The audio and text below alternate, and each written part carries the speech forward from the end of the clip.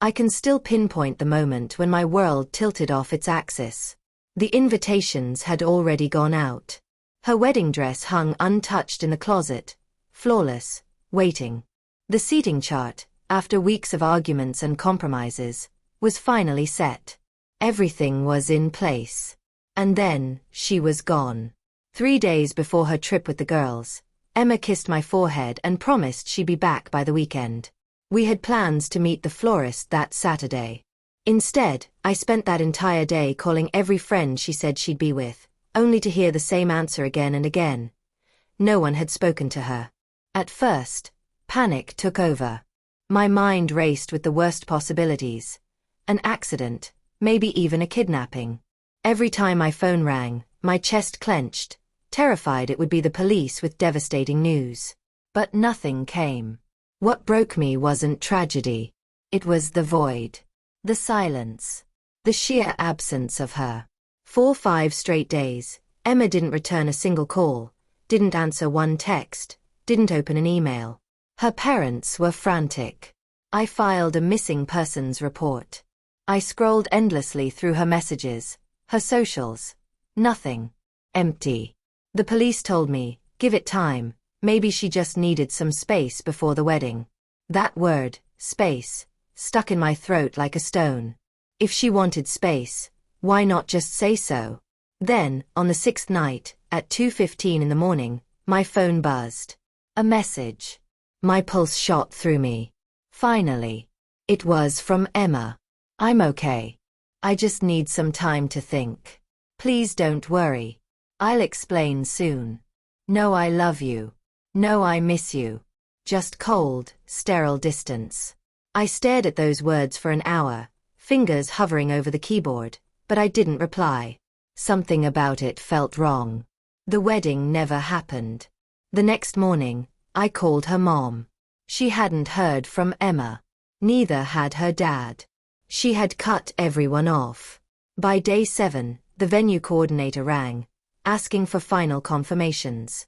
That's when the truth hit me like a stone sinking in my gut. There was no wedding to confirm. I cancelled everything. It wasn't anger that pushed me to do it. It was the unbearable thought of standing before 200 people, smiling through vows, while the woman I was supposed to marry was out in the world deciding whether I still mattered. My parents agreed with my choice. Her parents begged me to wait. But I knew. Silence had already spoken louder than any vow could. 2 weeks later, she came back. I was in my apartment, boxes half-packed with decorations we'd never use, when the doorbell rang. And there she was. Sunburned, hair messy, wearing the same denim jacket she'd left in. Her face carried guilt like a shadow. "Daniel," she whispered. "Can we talk?" I wanted to explode, to demand where she had been. Instead, my voice cracked, barely a whisper. She stepped inside, her eyes moving slowly across the bare living room. The photo samples were gone. The table was empty. This wasn't our home anymore. It was a holding space for the end. "I just needed to clear my head," she began. I laughed. It wasn't kind. "You vanished, Emma. You left everyone terrified. And that's your explanation." Her hands shook. "I didn't mean for it to happen like this. I was just confused." "Confused about what?" My voice snapped. Her eyes dropped.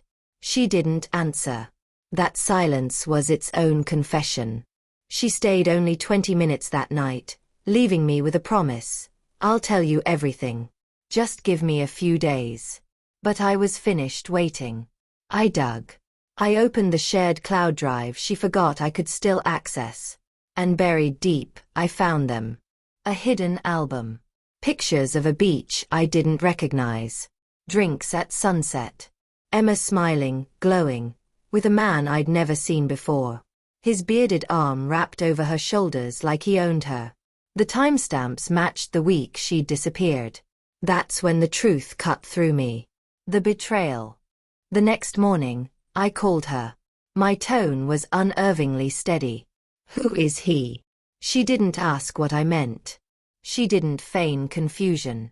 She just went quiet, then finally murmured, "His name is Tyler.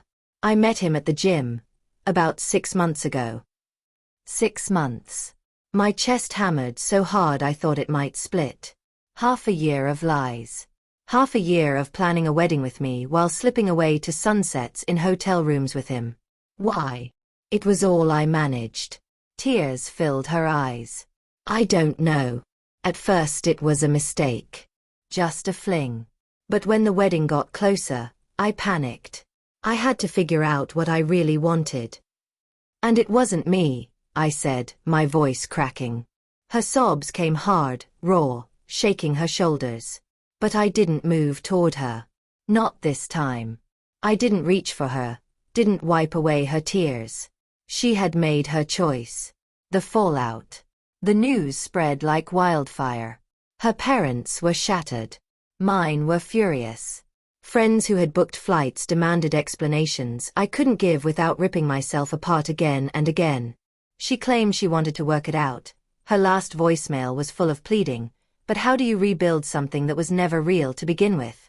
For weeks I couldn't sleep in our bed. I lived on the couch, staring at the ceiling through endless nights, haunted by visions of them together. Her hand laced with his, her lips whispering the same promises that once belonged to me. Every corner of that apartment reeked of betrayal. And then came the revelation. The worst part. 3 weeks later, an email landed in my inbox. The subject line: "We need to talk about Emma." It was from a woman named Claire. I'm Tyler's girlfriend. My blood froze. We met at a small cafe downtown. Claire looked wrecked, skin pale, dark circles under her eyes. She slid her phone across the table. Thread after thread of messages appeared. Tyler and Emma. This wasn't just an affair. It was a scheme. They had been planning to vanish together after the wedding. She would marry me, collect the gifts, the money, the honeymoon, and then realize she'd made a mistake. She'd take everything she could and disappear. Claire discovered the truth when she stumbled upon emails about the prenup. Emma was livid that I had insisted on one. She pushed to have it removed. When she failed, she staged that sudden trip. She didn't disappear out of confusion. She vanished because her plan was collapsing. The final confrontation. When I saw her again, I didn't scream. I didn't cry. I simply laid the printed emails on the table between us. Her face went white. "Who showed you that?"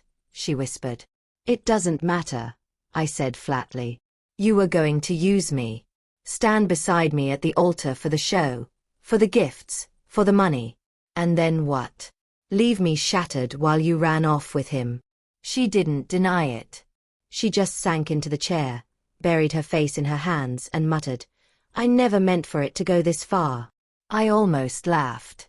Never meant for it to go this far? Every step had been a choice. Every secret meeting. Every lie. Every kiss. Moving on.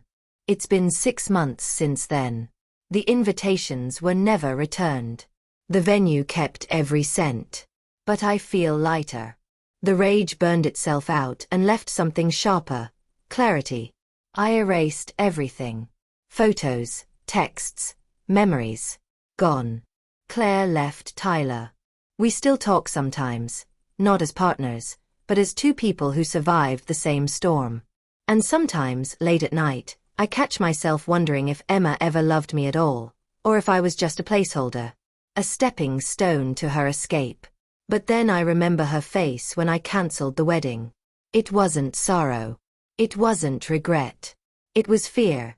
Fear that her mask had slipped and there was no way to put it back on. The lesson. Betrayal doesn't always come with shouting matches or slammed doors. Sometimes it comes wrapped in tenderness, a kiss on the forehead, a promise to come home soon. The hardest part isn't the cancelled wedding. It's the life I nearly walked into. A life built entirely on lies. I realize now, I dodged a bullet. And that's the one truth I hold on to with gratitude.